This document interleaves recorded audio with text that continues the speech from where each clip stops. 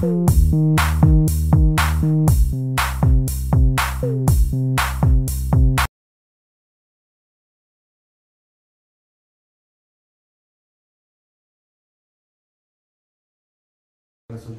finales de investigación, pues justamente como ya escucharon, yo me estoy incorporando al Colegio de Sonora y más bien son invitaciones al análisis, a la reflexión sobre un trabajo sobre la educación media superior que yo estoy iniciando.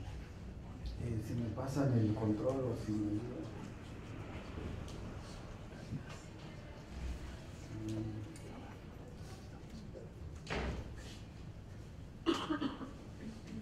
Bueno, propongo 3 líneas de análisis para la reflexión que les estoy invitando el día de hoy, que es por una parte empezar señalando cómo el campo de la investigación educativa ha sido poco permeado en términos generales por los estudios de juventud, ¿no? En ese sentido me parece que hay un puente ahí que todavía no se ha atendido de manera clara.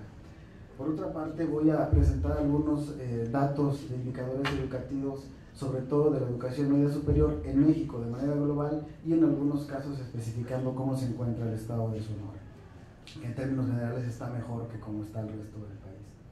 Y haré también un análisis de la reforma integral de la educación media superior que, como ustedes saben, pues el nivel medio superior recientemente, a finales del año pasado, acaba ya de aprobarse su obligatoriedad, es decir, el Estado mexicano está obligado no solo a impartir a su población educación básica, sino también educación media superior. En ese sentido me parece que el tema actualmente es de suma pertinencia y de relevancia social.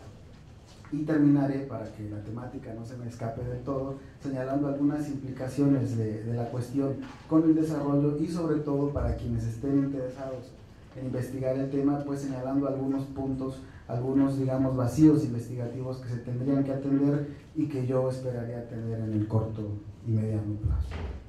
Bueno, ok, ahí está. El campo educativo por su naturaleza ha analizado a los jóvenes propiamente bajo características puramente escolares, como aquello que sucede al interior de las escuelas.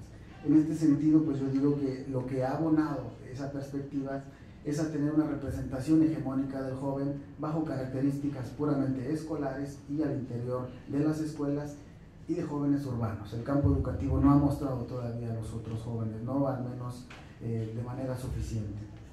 Uno de los casos que yo retomo es el estado de conocimiento que se produjo por ahí del 2003, que bueno, su nombre nos dice mucho, ¿no? Que es el campo de los alumnos, y la manera como se organizó pues también nos dice mucho. Características socioeconómicas, familiares y académicas de los alumnos en las escuelas, posturas y actitudes de los alumnos frente al conocimiento y al trabajo escolar, la elección de carrera y la formación profesional, el mercado de trabajo, los intereses y problemáticas de los alumnos. Cuando uno analiza estos subcampos en donde se han analizado a esos alumnos de educación media superior que son jóvenes, pues justamente lo que se extraña es esta cuestión, es la temática de la juventud.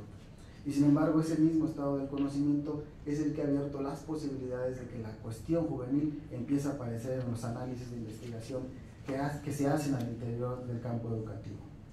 Bueno,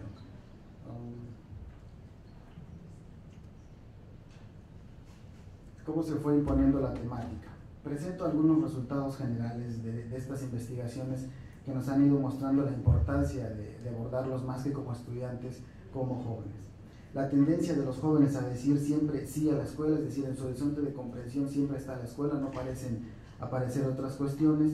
Esta idea del valor simbólico de ser alguien en la vida, voy a la escuela para ser alguien en la vida, que ciertamente la escuela lo reproduce, pero que es algo que más propiamente viene de afuera de las escuelas.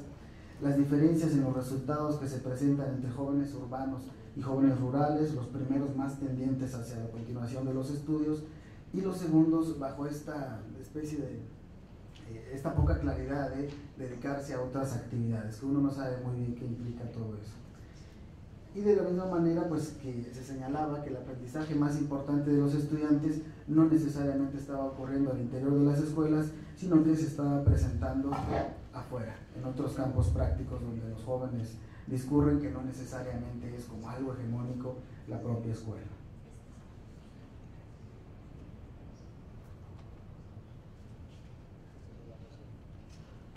Algunos de los otros resultados, pues bueno, también se mostraban estos estudios que los contenidos políticos de las representaciones de los jóvenes tenían no tanto que ver con su paso por la escuela, sino con su capital cultural familiar y con las experiencias personales. Y nuevamente hay el tema de las experiencias personales como algo que parecía que estaba englobando diferentes situaciones que las investigaciones educativas no nos estaban mostrando como tal.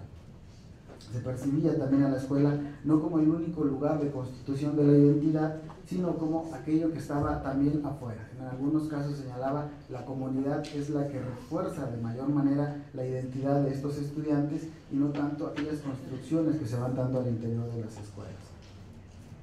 Y también algunos resultados nos presentaban que la manera en cómo los jóvenes justificaban su decisión de no seguir estudiando, pues eran en algunos casos porque preferían casarse, porque preferían trabajar, aparentemente preferían trabajar para tener dinero, y un dato fundamental que aquí sí ya abría la perspectiva era que la escuela los aburría. ¿Por qué la escuela los aburría y los otros campos en los que participaban aparentemente no los aburrían y preferían estar ahí?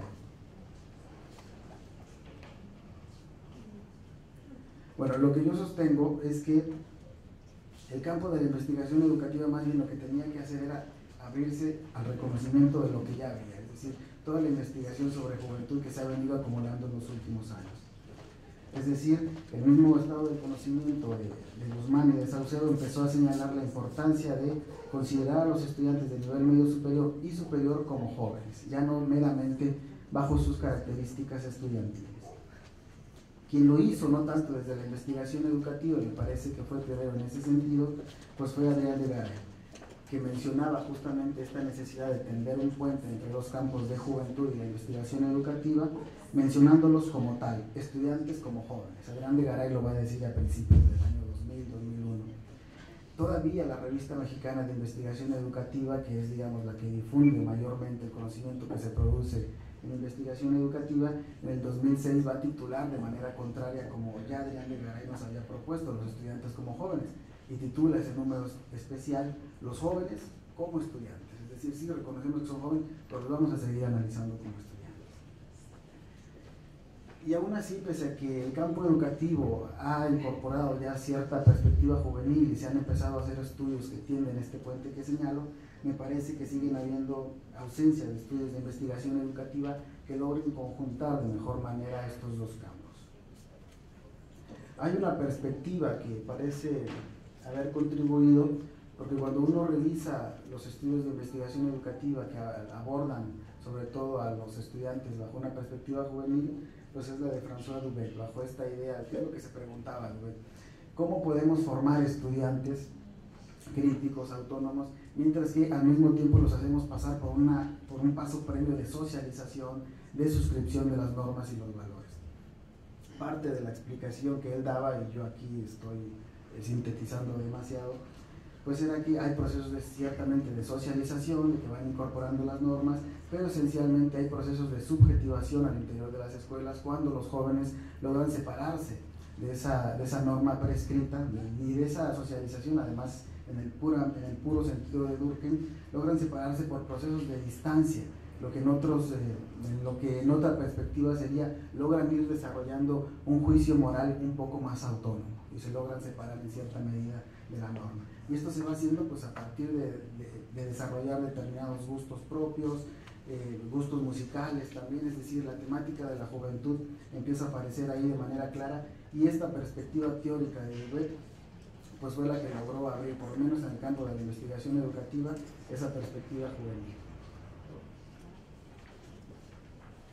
Y en México recientemente quien ha sistematizado esto, no tanto a partir de su trabajo, sino, bueno, sí de su trabajo, pero más de las investigaciones doctorales que él ha realizado en el Departamento de Investigaciones Educativas del CINVESTAP, es Eduardo Weiss, que desde más o menos 1998, que fue cuando apareció este artículo de que los jóvenes significaban el bachillerato más como un espacio de vida juvenil que como un espacio para ir a aprender.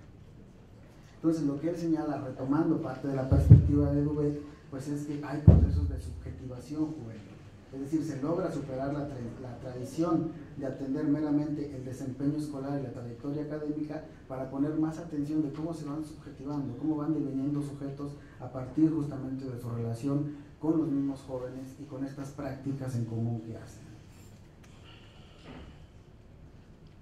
Algunos hallazgos de esta perspectiva, pues bueno, lo que comentaba, este es un artículo de 1998 que fue en el campo de la investigación educativa de los pioneros, al señalar que el bachillerato es significado fundamentalmente por los propios actores como un espacio de vida juvenil. También contribuyeron estos estudios a relativizar la cuestión de las trayectorias escolares lineales, es decir, los sistemas de evaluación del mundo, me parece, pero en México eso ha quedado muy claro, suelen recomendar que se deben de dar una cierta trayectoria lineal, es decir, que los jóvenes y los niños deben de estudiar en sus etapas ideales o en sus etapas normativas. Pero esa es una repetición de cómo se suele analizar a la educación básica en la educación media superior. Y resulta que ya no estamos con niños, estamos con jóvenes, y esto va a tener ciertas implicaciones desde la manera en que se comprende o se intenta explicar la deserción de la educación media. Y hay también una cierta insinuación de que por sus condiciones de juventud y por el afán de experimentar la vida juvenil, de compañerismo, de contacto con nosotros, pareciera ir perdiendo interés por la escuela. Es decir, ahí se empieza a meter esta idea de que por sus cuestiones de juventud, por la etapa en la que están pasando, pues son más proclives aparentemente hacia la deserción. Y pese a ello, pues yo volvería a insistir, siguen siendo jóvenes urbanos al interior de las escuelas. El conocimiento que la investigación educativa ha estado aportando.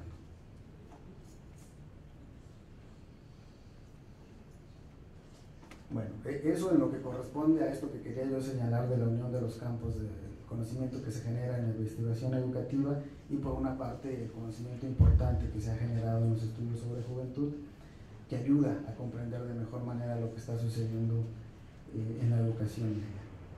Algunos de los datos generales de cómo está compuesto el subsistema de educación media superior en México y en Sonora, pues bueno, como ustedes pueden ver, la mayoría de la matrícula, es decir, aquello que nosotros podríamos decir que les interesa estudiar a los jóvenes, pues se encuentra en los bachilleratos generales con más del 60%, es decir, el bachillerato general es el que forma directamente para la continuación de los estudios y suele estar referido a los bachilleratos universitarios. Le sigue el bachillerato tecnológico, que opera bajo esta característica bivalente, es decir, forma para la continuación de los estudios, pero al mismo tiempo también tiene ciertos elementos de formación para el trabajo. Y ahí está el 30% de la matrícula. Y le sigue el profesional técnico con 9% a nivel nacional, que es el que en teoría forma más para el trabajo y ahora ya, si se quiere, pues para la universidad, ¿no? Pero esencialmente la primera salida es para el trabajo. La tasa neta de cobertura, que es parte de lo que les señalaba, Sonora tiene 56.3, mientras el promedio nacional es de 51.7, y hay importantes diferencias en las entidades. Podemos ver Michoacán con una tasa de cobertura de 40.8 y el Distrito Federal llegando ya casi al 80%. Hay también diferencias significativas por género, en este caso en favor de las mujeres. A nivel nacional el 49.4 para hombres y 54 para mujeres. Y en Sonora es 53.3 y 59 para mujeres, ¿no? Visto así, en general, en el sistema de educación media superior, las mujeres son quienes están mejor posicionadas en la mayoría de los indicadores. Cuando uno lo empieza a analizar desde educación básica, quienes se van quedando en términos generales, pues sí son las mujeres. Pero en este nivel no está sucediendo así. Y un aspecto que resalta de los indicadores educativos es que Sonora es de los pocos estados en donde la mayor parte de su matrícula se encuentra en los bachilleratos tecnológicos y son casi en general estados norteños. Está Baja California Sur, Tamaulipas y Coahuila, pero rompen esta lógica pues Colima y Aguascalientes, que también tienen la mayoría de su matrícula en los bachilleratos tecnológicos. Y el aspecto clave, porque a mí me parece que el tema de la educación media es el de la deserción. Sonora tiene 15% de deserción, mientras que a nivel nacional es el 15.9. Parece en general que Sonora en educación media superior tiene una cierta mayor capacidad para retener a sus alumnos, para promoverlos que el resto del país. Habría que explicar justamente por qué es que eso se está dando. Voy a abundar un poco más en el caso específico de la deserción, porque lo que yo digo es que ahí está el tema de la educación media. Ciertamente hay otros, pero en este momento me parece que es muy importante. La mayoría de los estudiantes que salen de la secundaria son absorbidos por la educación media superior, es decir, en el tránsito entre niveles, salen de secundaria, entran a la educación media superior, pero durante el primer año se dan procesos de deserción que lleva a que al año prácticamente se pierdan más de 600,000 jóvenes que están desertando. A nivel nacional, pues el porcentaje es de prácticamente 16%. Pero esto es muy importante porque se da durante el primer año, pero no solo durante el primer año, sino que es intracurricular, es decir, antes de que termine ese periodo para el que se inscribieron, y no solo eso, sino durante los primeros meses. No hay muchos datos específicos sobre esto, pero algunas de las entidades que han logrado sistematizar un poco más muestran que son durante los primeros meses cuando se da ese proceso de deserción.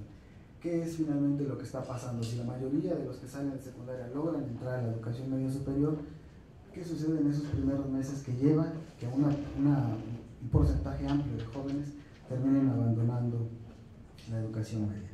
Y desagregado, pues bueno, empieza a haber un poco más de claridad, porque logramos ver que la educación profesional técnica tiene casi una cuarta parte de la deserción, 23.6%, le sigue el bachillerato tecnológico con 15.8% y el bachillerato general con 14.7%.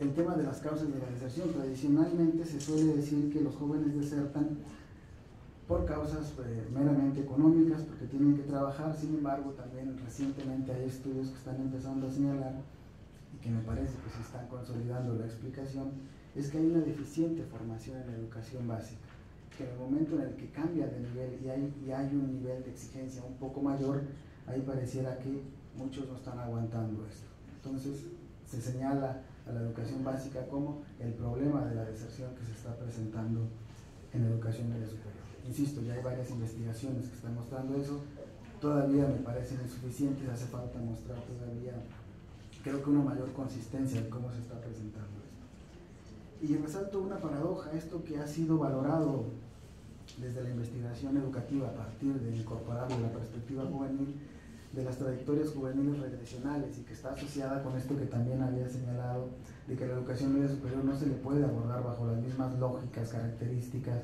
ni referentes de la educación básica. El siglo XX le dedicó ya mucho tiempo a la educación básica, y por eso quizá la tradición de intentar abordar este subsistema bajo la misma lógica. Entonces la trayectoria juvenil regresional es aquella que dice, bueno, los jóvenes salen de la escuela, pero normalmente nunca aparece ese horizonte de comprensión al regresar a la escuela, y en ese lapso van aprendiendo, van desarrollando habilidades, conocimientos que la propia escuela en sí no les proporciona. Pero sucede que al momento de regresar, y los datos nos están mostrando, se presenta la extradad, y con la extradad son más proclives a la reprobación, y la reprobación es el detonante de la deserción. Es decir, por una parte tenemos estos conocimientos que por experimentar, no sé, la vida juvenil, otras actividades, les proporciona conocimientos, pero que al momento de regresar a la escuela pues ya no parece responder del todo a sus intereses. Pues una trayectoria juvenil regresional valorada por lo que les proporciona termina convirtiéndose aparentemente en algo negativo, porque los lleva a la deserción finalmente.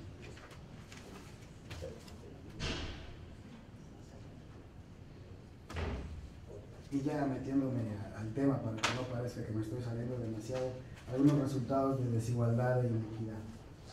Acerca de las condiciones de oportunidad, pues podemos ver que la mayoría de los jóvenes encuentran problemas de oportunidades educativas dependiendo de si pertenezca a una localidad urbana o rural, dependiendo también de su origen étnico, que en los indicadores educativos se suele abordar por la lengua, sea lengua indígena o el español, y podemos ver cómo se muestran esas diferencias, ¿no? 49 de cada 100 jóvenes hablantes de alguna lengua indígena tienen el antecedente escolar para cursar la educación media superior, es decir, lograron terminar la secundaria. Y entre los monolingües que hablan español, pues es 72. Lo mismo si viven en una zona rural, 57, y si es una zona urbana, 77. Igual si sus padres no estudiaron, 47, y si lograron hacer estudios universitarios, 86. Es decir, ahí empieza a verse el panorama de desigualdad, de inequidad educativa, que el Sistema Nacional de Educación no parece estar revirtiendo, y en algunos casos parece más bien estarlo incrementando, porque podemos ver el dato que sigue. Ante la pregunta, ¿qué modalidad está creciendo? ¿No? Que es algo que nos preguntamos en los últimos años, pues si la obligatoriedad de la educación media ya está como algo inminente, ya aprobado, pues ¿qué modalidades van a empezarse a desarrollar? Pues resulta que los datos nos indican que de la oferta general del 2005 al 2010 destaca la educación media superior a distancia, que es una de cada 3 escuelas que se ha creado en ese lapso y que es semi-escolarizada.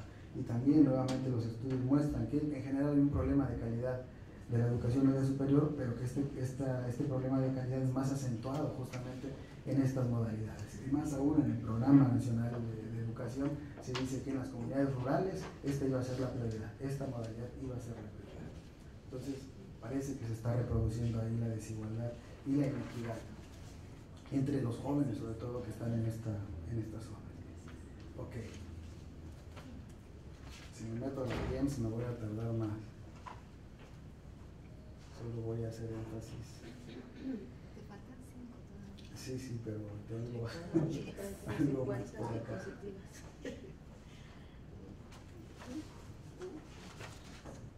Bueno, en general la reforma integral de la educación media superior surge en el 2008 y lo que se intentaba era dotarle de identidad a la educación media, se decía, porque carecía de la misma, porque estaba formando aparentemente para la universidad una salida así y para el trabajo así, entonces no se cruzaban en ningún momento aparentemente. Entonces la reforma, entre otras cosas, pretendía resolver eso.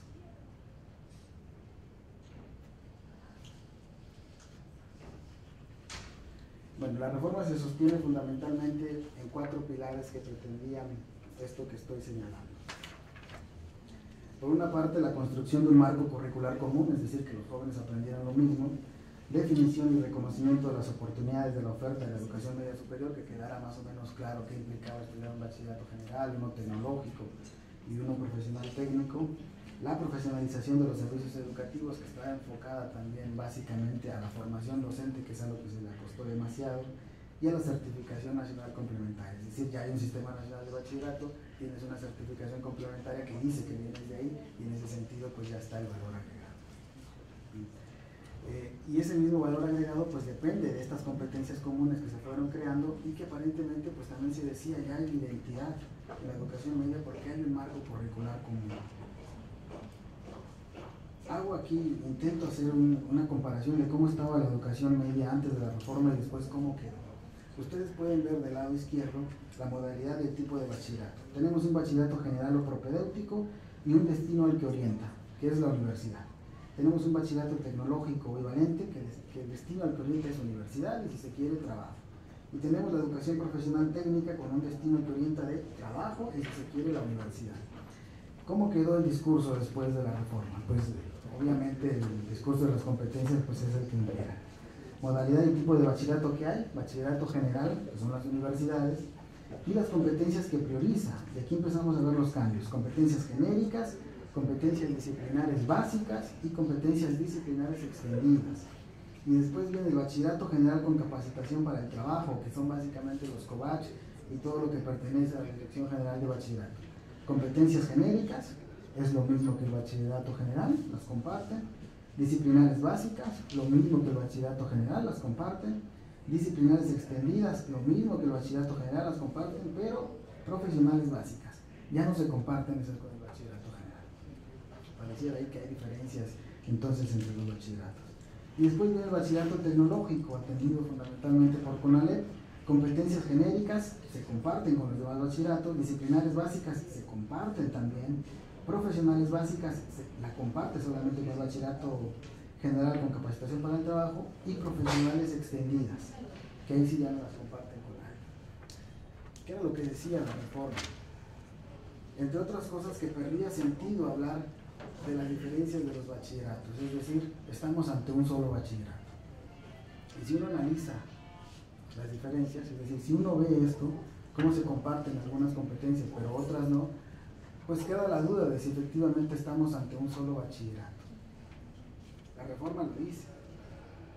A partir de los cambios implementados se puede hablar también de un solo bachillerato, por lo que, a decir de la misma, pierde sentido remarcar las diferencias entre los bachilleratos. Sin embargo, me parece que sí hay diferencias y que no pierde sentido por una cuestión básica, por hacia dónde orienta hacia los jóvenes, algunos para la universidad y otros hacia el trabajo.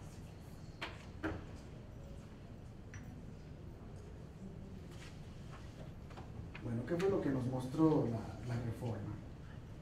Parece quedar claro que hay una prioridad hacia el trabajo y con claras motivaciones económicas. Hay una alineación clara con el contexto internacional. Se sostiene que en el ámbito económico se necesita contar con una educación media superior con todo su potencial, pues será cada vez más un requisito para que los jóvenes logren obtener un empleo mejor pagado, es decir, hay una promesa de empleo a partir de la reforma. Así también que la educación media es fundamental para que el país logre dar respuesta a los desafíos de una economía globalizada, otorgándole explícitamente una responsabilidad considerable, pues se dice que de no desempeñar de mejor manera su papel dentro del sistema educativo, detendrá el avance del país en distintos frentes. Ahí está asociada también entonces a una cierta perspectiva de desarrollo. Paso a comentarios para el análisis y ya para ir cerrando. Acerca de la RIEMS caben al menos las dudas sobre la consecución de la identidad, pues si se ha argumentado que ésta tendría que radicar en competencias ciudadanas y productivas, el peso que se nota en la reforma está claramente inclinado de lo laboral. Es decir, se había dicho que la educación media se había logrado ya tener una cierta identidad que formaba para el trabajo, que formaba para la universidad, ¿no?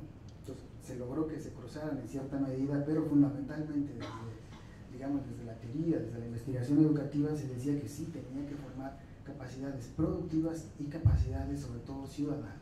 Y sin embargo, lo que nosotros vemos cuando hacemos el análisis de la reforma es que las competencias y las capacidades ciudadanas no parecen tener el peso que lo laboral sí tiene. Actores fundamentales como los jóvenes no parecen haber sido consultados, lo que confirma la idea de verticalidad de la política, que podría adelantar no solo resistencias y críticas a la reforma, como de hecho existieron y tuvo que reformarse en algún aspecto, sino también falta de pertinencia y de equidad en el sistema. Se remarcan las diferencias al interior del subsistema con las competencias profesionales, se logra cierta identidad y se refuerza la diversidad, pero estas últimas, como la integridad del subsistema, cuestionan y ponen en entredicho la supuesta identidad lograda, ya que hay entradas comunes y salidas diferentes.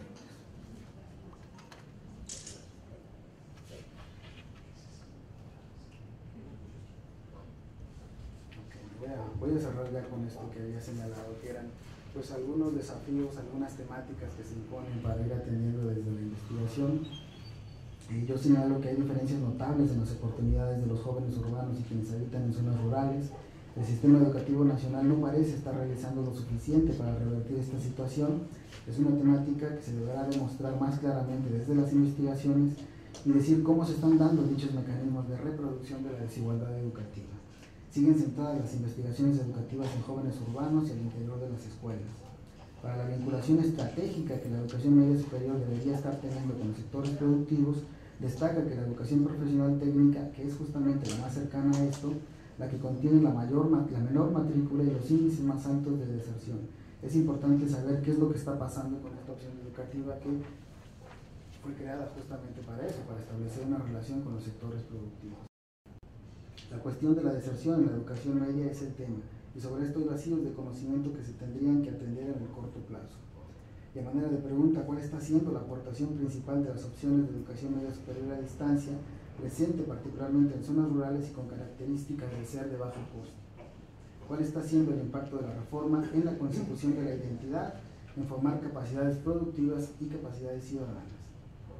Y por último, ¿cómo se están significando las competencias profesionales y cómo los sectores productivos intervienen en su determinación? Porque en esta cuestión de las competencias profesionales extendidas, se decía, las escuelas tienen que llegar a una especie de acuerdo con los sectores productivos a la manera de radar, ver por dónde va el mercado y a partir de eso entonces diseñar las competencias profesionales que deberían de ser atendidas. Gracias.